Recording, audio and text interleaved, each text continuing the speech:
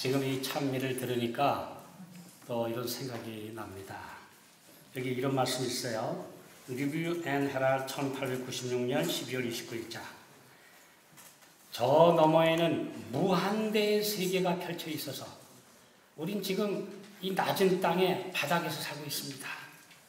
그런데 우리가 가야 될 그 하늘, 그 본향은 무한대의 세계가 펼쳐져 있어서 그것은 무궁한 세월이 흐르도록 성도들의 연구 제목이 될 것이며 그들의 기쁨이 될 것이다. 지금 인간은 광대무변한 세계의 변두리에서 서성일 따릅니다. 상상의 날개를 펴라. 하나님께서 주실 그 영광의 유업을 바라보라. 그러면 이 땅은 아무것도 아니에요. 오늘 우리 주님을 바라보면서 영광의 그날을 바라보시기 바랍니다. 저는 어렸을 때 또 궁금했던 게 하나 있어요. 요한복음 14장 1절로 3절 잘 아시죠? 재림의 허락인데 내가 가서 너희를 위하여 처소를 예비하면 맨션을 예비하면 내가 다시 와서 그 말씀을 가만히 읽어보니까 처소를 집을 다 지으러 오신다는 거예요. 그럼 예수님 지금 2000년 가까이 지금 집 짓고 계시는 겁니까? 그렇죠. 그렇잖아요. 내가 너희를 위하여 처소를 예비하러 가노니 가서 예비하면 내가 다시 와서. 그게 굉장히 궁금했어요. 아니 집을 언제 지으시길래 여태 아직도 짓고 계신단 말이냐? 그러면 이제 그러다가 제가 말씀을 보면서 의문이 풀렸어요. 자 보십시다. 우리 아담과 하와의 고향이 어디예요? 에덴이죠. 그럼 우리 맨날 그러잖아요. 화려한 에덴의 낙원, 복받은 자의 본향지. 이 세상에 지친 사람 꿈속에도 그리는 낙원인데 근데 하늘에서 이 땅에 내려오는데 에덴이 내려와요? 뭐가 내려와요? 왜 우리의 본향이 다시 내려오면 에덴이 내려와야 되는데 왜 새 예루살렘 성이 내려옵니까? 우리 행복한 상상을 해보시자는 겁니다. 말씀에 있잖아요. 분명히 우리 고향은 우리 조상의 고향은 에덴인데 왜 내려올 때는 에덴 동산이 안 내려오고 새 예루살렘 도시가 내려오냐 이거예요. 옛날 우리 고향은 시골인데 왜 도시가 내려오냐 이겁니다. 이건 놀라운 말씀이세요. 하나님의 백성들이 이 땅에서 하나가 준비되는 동안 새 예루살렘 성은 하나씩 지어지고 있는 중이다. 내가 지금 한 사람이 준비돼야 새 예루살렘 성의 웅장하고 화려하고 아름다운 도성의 한 부분들이 채워지고 있는 중이라는 사실을. 그러니까 우리 주님은 애타게 빨리 구원받을 백성들이 차서 여기 하나가 준비될 때마다 하늘에 집 한 채씩 새 예루살렘 성의 구성이 말합니다. 여러분 말씀 보면 새 예루살렘의 에덴이에요. 근데 왜 그게 시골에서 도시로 변했어요? 하나님의 백성들 많아지니까. 하나님의 백성들 많아지니까 시골에 살면 안 되잖아요. 없잖아요. 그 아름다운 웅장한 도시가 내려오지 않습니까? 그러니까 말씀은 이렇게 실제적이라는 거죠. 그러니까 우리가 성경을 읽을 때 막연하게 읽지 말고 실제적이라는 생각을 하면서 읽으면 그래 맞아. 우리 고향의 에덴 동산이면 정원, 가든 오브 이든 정원이고 시골인데 왜 내려올 때는 에덴이 내려온다고 안 하고 왜 새 예루살렘 도성이 내려오지? 아하, 내가 너희를 위하여 지금 집 짓고 있다고 그랬으니까. 건물마다 서로 연결하여 하나가 된다고 그랬으니까. 맞지 않습니까? 그러니 내가 지금 준비 안 되면요 건물이 완공이 안 돼요. 그렇지 않습니까? 그래서 시편 기자는 이렇게 노래했어요. 내게 줄로 재워준 구역은 아름다운 곳에 있으며 내 기업이 실로 아름답도다. 하늘을 실제적으로 노래했다. 보고 노래. 거기 있다 이거예요. 내 주위. 막연하지 않다 이거예요. 모호하거나 막연한 게 아니라 실제로 그리는 낙원이 그곳에 있다는 사실을 기억하면서 기뻐했습니다. 네, 오늘 우리 그런 확신으로 살아가게 되시기 바랍니다. 네. 저는 오늘 이 남은 시간에 제가 드릴 말씀은 특별 부활과 평화의 언약이라는 주제입니다. 우리 말씀을 빨리 보겠습니다. 요한계시록 14장 13절에 보면 우리 잘 아시죠? 또 내가 들으니 하늘에서 음성이 나서 가로되 기록하라. 자금 이후로 주 안에서 죽는 자들은 복이 있도다 하시매 성령이 가라사대 그러하다. 저희 수고를 그치고 쉬리니 이는 저희의 행한 일이 따름이라. 다니엘 우리 12장 11절 12절에도 기다려서 1335일까지 이르는 그 사람은 복이 있으리라. 우리 여러 가지 그런 해석은 제가 하지 않겠습니다. 그것도 역시 1843년을 가리키는데 그거 끝나고 나면 1844년 이후로 살았던 사람은 복이 있다 라는 말씀입니다. 여러분 계시록에서 복이 있다라는 말씀이 7번 있어요. 그리고 기록하라 하는 말씀이 4번 나와요. 그런데 기록하라가 앞뒤는 잘 기록하라는 얘기고 가운데 진짜 복이 있다 하면, 그래서 복이 있다는 말과 기록하라는 말이 동시에 나온 성경자는 딱 2번 나옵니다. 복이 있다가 7번, 기록하라가 4번인데 복이 있다 그러니 기록하라 하는 말씀은 겹쳐서 나온 말씀은 2번 나오는데 하나가 계시록 14장 13절 주 안에서 자금 이후로 죽는 자들은 복이 있도다 하심에 성령이 그러하다. 그래서 이걸 기록하라 그랬어요. 복이 있다고 아주 써라 이겁니다. 그 다음에 또 하나는 뭐냐 하면 계시록 19장 7절입니다. 기록하라. 어린 양의 생명, 어린 양의 혼인 기약이 이르렀고 그 아내가 예비되었으니. 이게 어린 양의 생명 혼인잔치에 청함을 받은 자들이 복이 있도다. 기록하라 그랬습니다.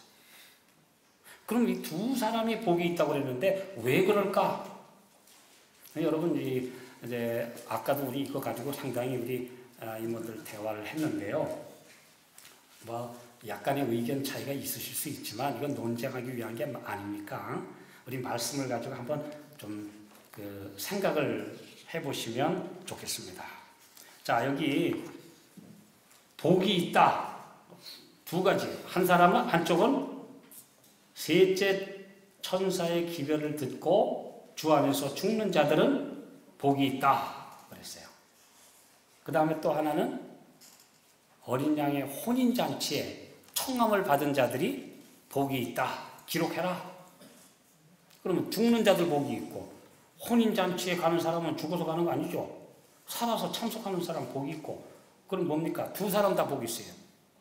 주 안에서 셋째 천사의 기별을 듣고 받아들이고 죽은 자들이 복이 있고 한쪽에는 살아서 어린 양의 혼인잔치에 들어가는 사람들이 복이 있어요.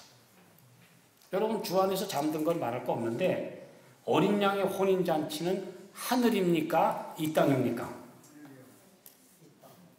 제가 우리 재림교인들한테 물어보면 대부분 헷갈립니다. 어린 양의 혼인잔치가 하늘에 가서 있을 혼인잔치입니까? 지금 이 땅에서 우리가 맛본 혼인잔치입니까?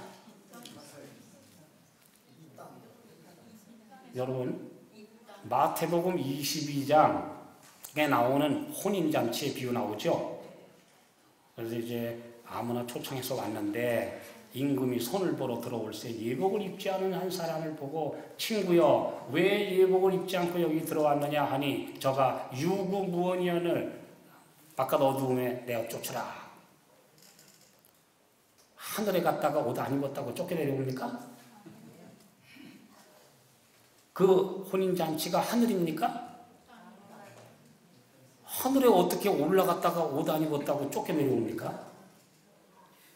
어린 양의 혼인잔치는 지금 마지막 지성소에 유리주님과 함께 들어가서 완전히 의의 옷을 입은 사람들이 예비될 때 어린 양은 지금 신랑은 대기 중인데 신부가 지금 준비가 안 돼서 못하고 있는데 들어가서 하나가 되는 순간 어린 양의 혼인이 성립되는 것입니다.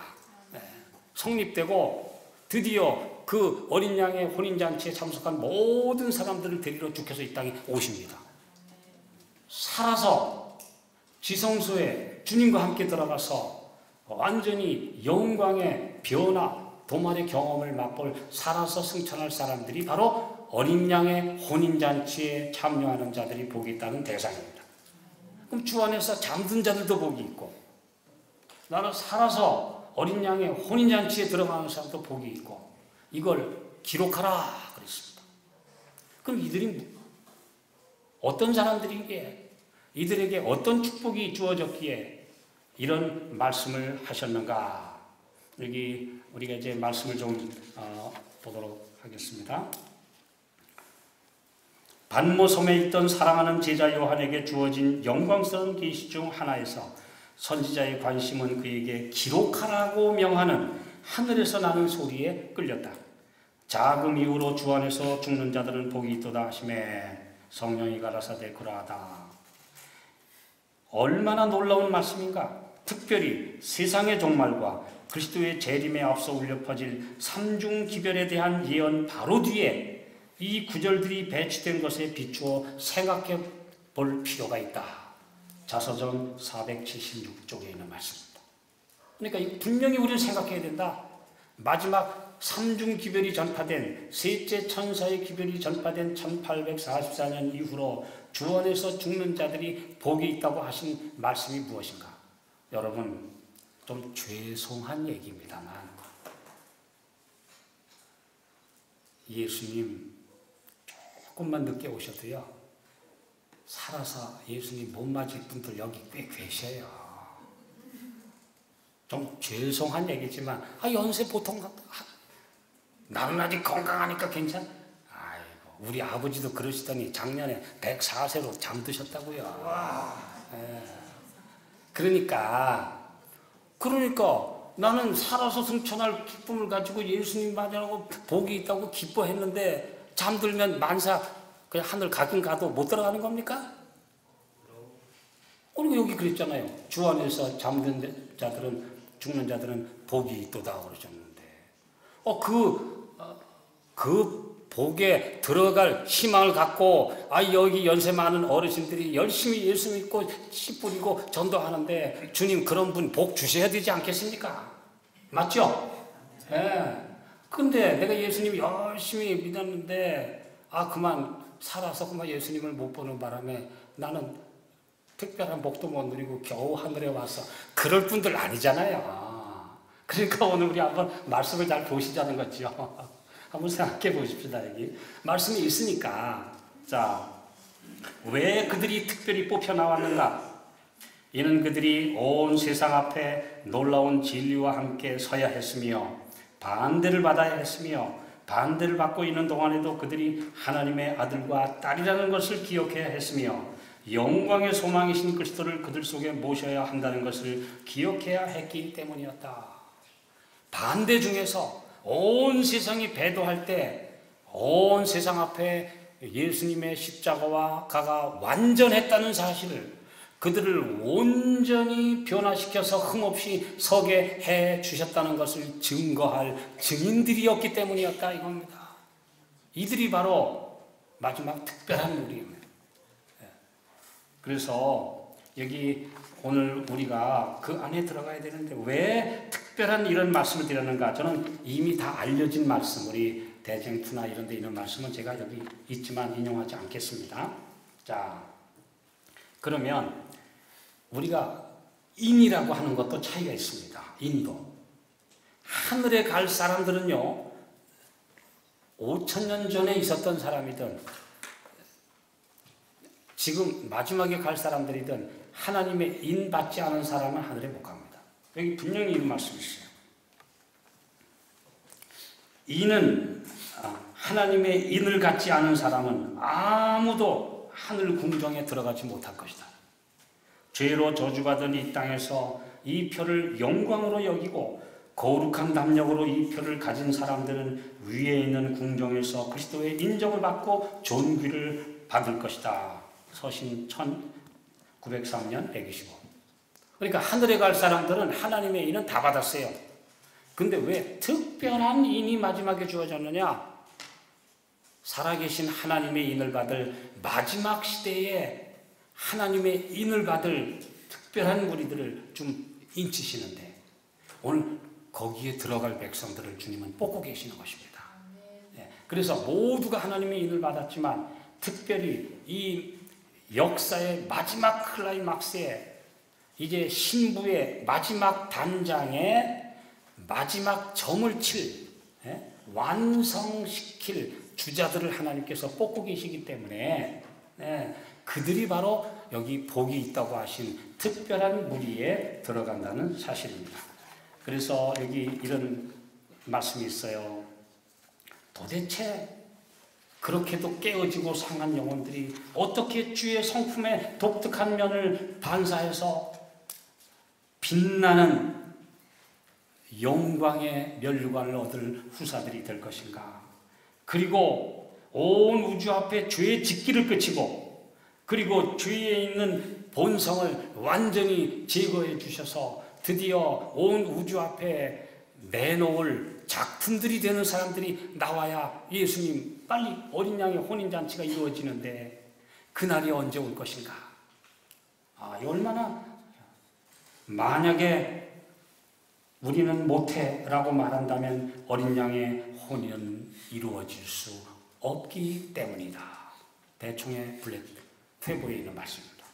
오늘 우리가 안 돼, 나는 고칠 수 없어 라고 말하면 마지막 시대에 특별한 무리가 나타나고 어린 양의 혼인이 이루어져서 드디어 주께서 영광 중에 재림하시는 일이 일어날 수 없기 때문에 마지막 백성들은 예라고 대답하는 사람만 선택될 것입니다. 그게 우리 주님께서 말씀하신 기별입니다. 내가 주님 앞에 나는 승리할 수 있습니다 라고 대답하는 예라고 말하는 당신의 종들을 주님은 두실 것입니다. 여기 말씀하신 말씀이에요. 우리는 그리스도 안에 있는 장성한 분량에 이르기 위하여 노력하고 있는가? 우리는 그분의 충만하심을 구하고 있는가? 우리 앞에 있는 표대 곧 그의 품성의 완전을 위하여 언제나 달려 나아가고 있는가? 주의 백성들이 이 표대에 다다랐을 때 그들의 이마에는 인을 받을 것이다. 그들은 성령의 충만함을 받았기 때문에 그리스도 안에서 완전할 것이며 기록하는 천사는 다 이루었다고 선언할 것이다. 리비엔 헤랄드에 있는 말씀입니다. 자, 그래서 그럼 이들이 왜 특별한 백성이고 여기 보면 평화의 언약을 하나님께로부터 듣게 됩니다. 이 평화의 언약이라는 말씀을 제가 좀 연구하면서 굉장히 깊은 은혜를 받았는데요. 자, 여기 이런 말씀 있죠? 우리 대쟁투에 있는 말씀 보세요. 무덤은 열리고 땅의 티끌 가운데서 자는 자 중에 많이 깨어 영생을 얻는 자도 있겠고 수욕을 받아서 무궁히 부끄러움을 입을 자도 있을 것이다. 셋째 천사의 기별을 믿고 죽은 사람들은 모두 영화롭게 된 몸으로 무덤에서 나와 하나님의 율법을 지킨 자에게 주는 하나님의 평화의 언약을 듣는다. 그러니까 셋째 천사의 기별을 듣고 안식일의 기별을 받고 하나님의 인을 맞은 백성들, 특별한 백성들은 잠들었어도 특별 부활에 일어나서 하나님의 평화의 언약을 듣는다고 그랬어요. 그러니까 거기 있다고 그랬죠. 하나님의 평화의 언약을 듣는다. 그래서 다니엘 12장 2절에 나오는 땅의 티끌 가운데서 자난 자 중에 영생을 얻을 자도 있고 부끄러움을 얻을 자도 있다는 말은 이건 특별부활입니다. 특별부활은 의인 특별부활과 악인 특별부활이 있는데 그를 찌른 자들이 악인이고 평화의 언약을 듣는 사람들이 특별부활에 참여할 무리들입니다. 그런데 이들은 바로 우리 주님과 평화의 언약을 듣는다 그랬어요. 이 평화의 언약이 뭐냐? 또 다시 봅니다. 초기문지 285쪽. 큰 지진이 일어났고 무덤들이 열리고 셋째 천사의 기별을 믿고 안식일을 지키다가 죽은 자들이 하나님께서 그의 율법을 지킨 자들과 맺은 평화의 언약을 듣기 위하여 티끌 가운데서 일어나 영광스러운 몸으로 변화되었다. 그랬습니다. 그러니까 이 평화의 언약에 참여하는 백성이에요. 셋째 천사의 기별을 듣고 주 안에서 잠든 그 사람들은 특별부활에 참여해서 하나님께서 주시는 평화의 언약을 듣는다. 그러면 이 평화의 언약이란 무엇인가? 자, 우리 말라기 2장에 있는 말씀 한번 보겠습니다. 말라기 2장 5절로 6절입니다.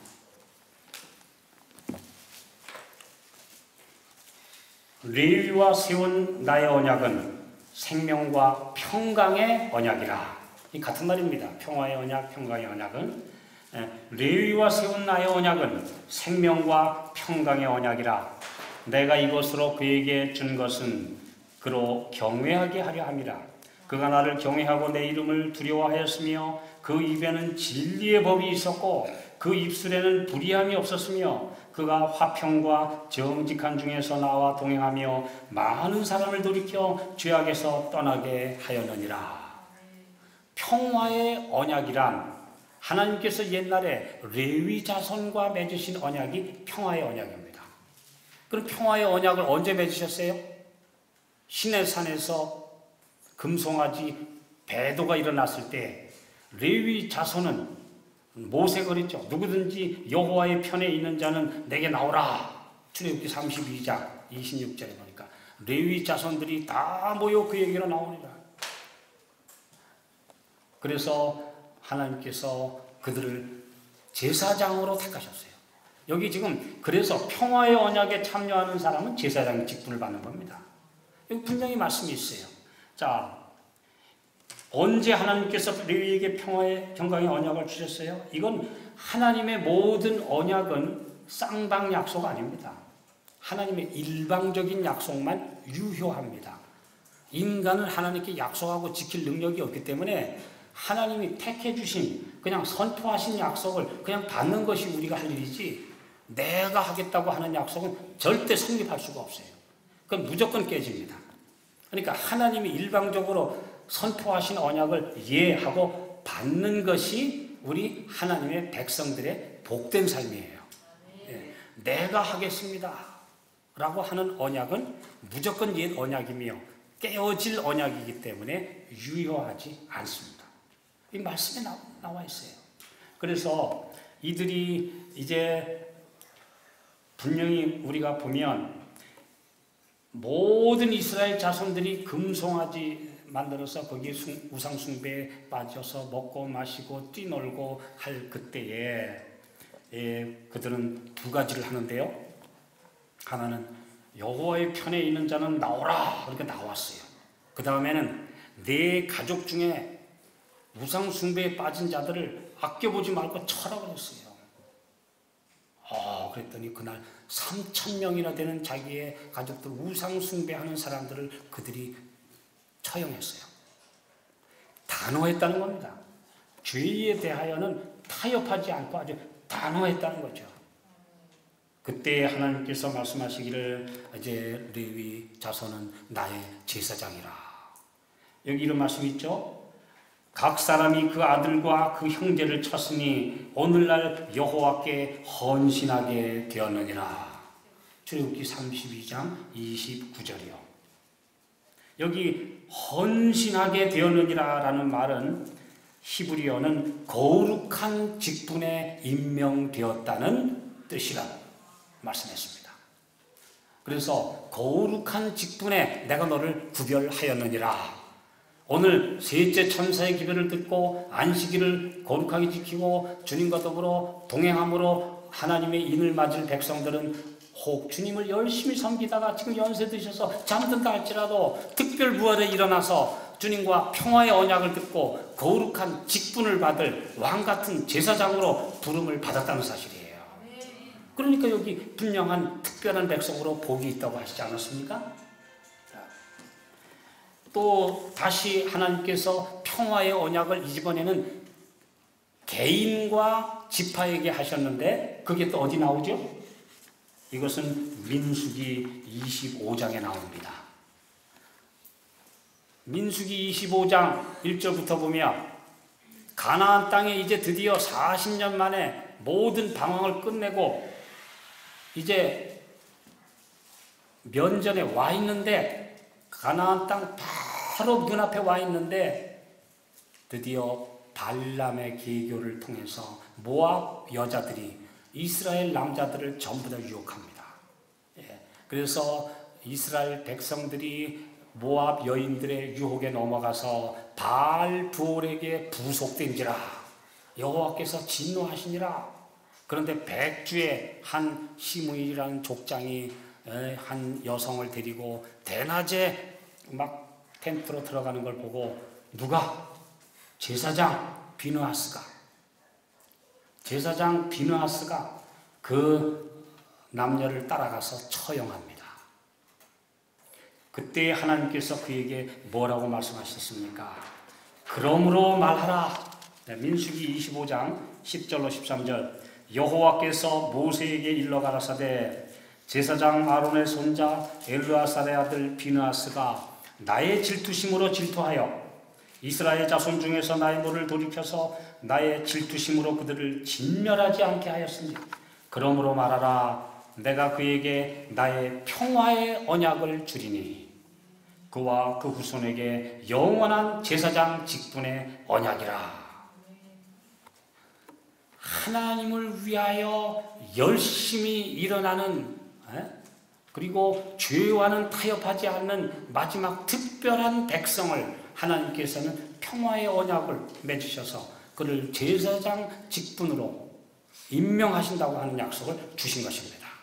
여기 그래서 마지막 하나님의 백성의 특징은 뭐죠? 배도에 타협하지 않는 것, 그리고 단호하게 죄와 더불어 싸워서 승리하는 경험을 맛보는 백성을 주님께서는 특별히 부르셔서 평화의 언약을 그와 맺으신다고 약속하십니다. 이것이 여기 나오는 말씀입니다. 오늘 평화의 언약이란 무엇인가? 교육 115조 하늘 위에 있는 하나님의 보좌를 두른 무지개, 그것은 하나님께서 그 자녀들에게 하신 평화의 언약의 표이다. 이것은 곧 구름 사이에 생기는 무지개와 햇빛과 소낙비의 결합으로 되는 것처럼 하나님의 보좌 위에 생기는 무지개는 하나님의 은혜와 정의의 결합을 상징한다. 율법과 복음, 하나님의 공의와 자비가 만나는 곳, 거기 영광이 있고 거기가 빛이 있고 하나님의 쉐키나가 있는 것. 그래서 하나님의 십계명과 하나님의 계명과 예수 믿음의 완전한 결합 속으로 들어간 지성소에 들어간 마지막 하나님의 백성들이 평화의 언약의 당사자가 될 것입니다. 이것이 오늘 우리에게 주시는 말씀입니다. 그러므로 평화의 언약이라는 바로 이런 사람들, 오늘 예수님과 함께 셋째 칸에, 둘째 칸에, 그러니까 세 번째 단계죠. 우리 지성소의 경험에 들어가는 것입니다. 이것은 이론이 아니라 실제여야만 합니다. 그래서 제가 지성소와 연결돼서 나오는 말씀들을 찾아보니까 지성소는 하나님의 보좌예요. 그런데 그 하나님의 보좌가 이루어지는 것은 우리 마음의 보좌에 있어요. 마음에 하나님의 보좌가 임재하면 그 사람은 하나님의 영광으로 빛나게 됩니다. 그래서 오늘 마지막 백성들의 그들의 삶의 그들의 마음의 중심에 그리스도가 마음의 보좌에 임재하시는 사람, 바로 그들이 바로 지성소의 빛 가운데 들어가는 백성입니다. 영광의 빛 속에 들어가는 거예요. 거기는 하나님의 계명과 예수 믿음이라고 하는 완전한 결합을 통해서 그의 삶에서 십자가의 효력이 입증돼야 되는 것입니다. 십자가의 효력이 그를 이렇게 완전하게 새롭게 변화시켰다고 하는 것을 실증해 보이는 사람에게 주님께서는 말씀하시기를 내가 그를 온 세상의 제사장으로 세웠노라. 내가 그에게 평화의 언약을 주겠다고 말씀하십니다. 오늘 온 세상의 마지막에 하나님의 율법이 유린될 것입니다. 온 세상에 이제 하나님의 율법이 다 무너지고 지금 점점 더 이렇게 저렇게 타협해서 나아가고 떨어져 나가는데 끝까지 그분께 충성된 마지막 백성, 그의 삶에서 그리스도의 은혜가 족하다는 것을 경험으로 실증하는 백성, 이 사람에게 주께서는 놀라운 약속을 주셨습니다. 바로 그때의 주님께서 평화의 언약을 선포하시면서 마지막에 구름 속으로 보여주시는 것이 두 돌비가 공중에 나타나는 사건입니다. 이 은혜신이 있어요. 네. 여기 이런 말씀이 있죠. 네. 큰 지진이 일어났고 무덤들이 열리고 그렇게 하면서 이제 어떤 일이 일어납니까? 이제 하나님의 율법이 온 우주 앞에, 온 세상 앞에 이제 두 돌비가 하나님의 손에 들린 채 공개되는 마지막 사건, 이와 함께 평화의 언약이 선포된다고 여기 증언에 말씀하고 있습니다. 네, 오늘 우리가 이 땅에서 그것을 얼마나 우리 삶에서 실증할 수 있을까요? 여호와께서 하늘의 성전에서 율법을 기록하셨으므로 그 율법은 완전하다. 인간이 그 율법의 사본을 이 땅에서 짓밟을지라도 그 원본은 하늘에 있는 하나님의 법궤 속에 보관되어 있다. 예, 영문시조에 있는 말씀입니다. 그리고 7 우레가 울리게 되고 그들이 주님을 영접하게 되는데요. 다른 말씀에 이런 말씀이 있습니다. 이 땅에서 주님의 품성을 반사할 자들은 말씀이 육신이 되신 그리스도와 하나가 된다는 것. 제가 그 말씀 읽고 굉장히 많이 생각했어요. 여러분, 예수님이 말씀이에요. 말씀이 예수님이요. 근데 우리는 말 따로 나 따로야. 우리는 말 따로 나 따로야. 근데 우리가 예수님을 완전히 영접해서 나와 내 말이 하나가 되는 것, 예수님이 내 안에 계셔서 내가 지금 우리의 형제들과 나누는 대화가 곧 내 자신과 하나가 되는 경지에 가는 것, 우리 주님이 우리 안에 계시면 가능할까요? 형제들의 삶 속에서 왜 그렇게도 많은 말들이 문제가 돼서 나오는지, 인격과 말이 따로 놀고 그들이 공언하는 말과 그들의 삶은 따로 놀아서 완전히 하나가 되지 못해서 그리스도의 능력이 임재하지 못하고 있는데, 예수님은 말씀이셨다. 우리의 말은 우리 자신이 되어야 한다.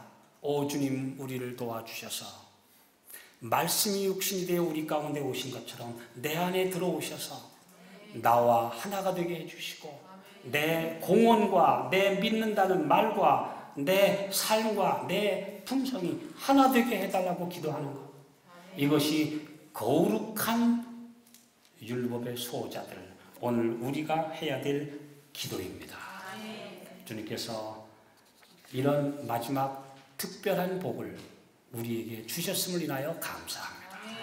그리고 평화의 언약에 참여할 백성으로서 우리 정말 샬롬 해야 돼요. 네. 우리 마태복음 10장 12절에 있는 말씀처럼 어느 집에 들어가든지 평안을 빌어라. 어느 집에 들어가든지 샬롬 해라. 만약에 샬롬 받을 자격이 있으면 평화가 거기 머물 것이고, 자격 없는 집에 가면 네 빌어준 평안이 돌아올 것인데, 예수님도 부활하신 후에 제자들이 모인 다락방에 들어가셔서 맨 처음 하신 말씀이 뭐예요? 너희에게 평강이 있을지어다. 예수님 간단합니다. 여러분 샬롬 그러셨어요. 그 샬롬이란 평화의 언약을 들을 사람들이 지금 이 땅에서 맛보는 삶이 되셔야 돼요. 왜 내 옆에 있는 사람하고 샬롬 못합니까?